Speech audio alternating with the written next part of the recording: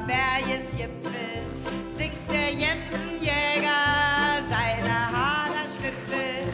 Gute Jemse spricht er, halt man still, weil ich dir mal runterpuffen will.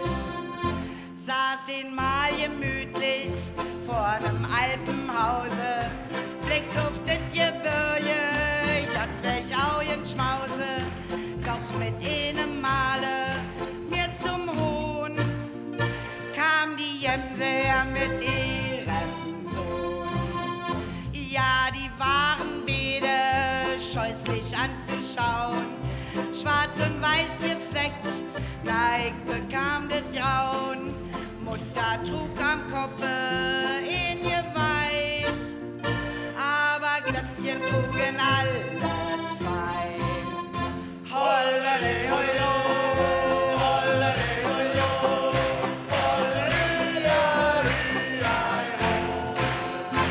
und der Jemsensohn, der wollt mir wohl necken. Ich fass kühnen Mut und ließ mal nicht erschrecken.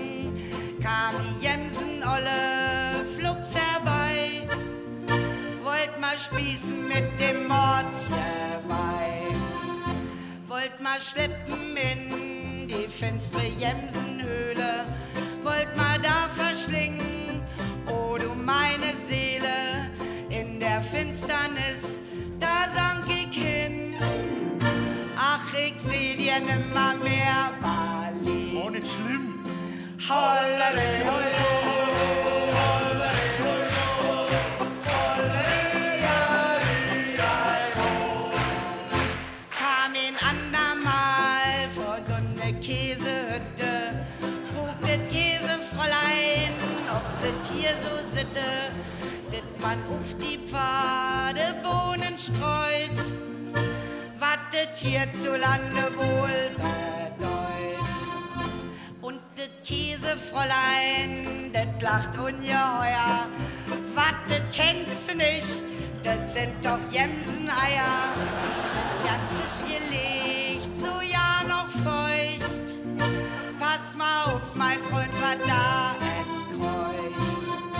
Hollere, hollere, hollere, hollere,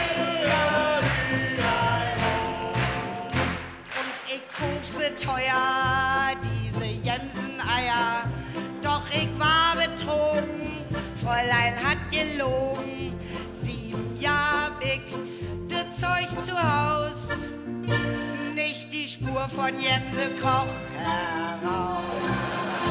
Ja, das Jemsenschießen, ja, das Alpenleben, kann nicht wohl auf Erden noch was Schöneres geben. Leider gibt es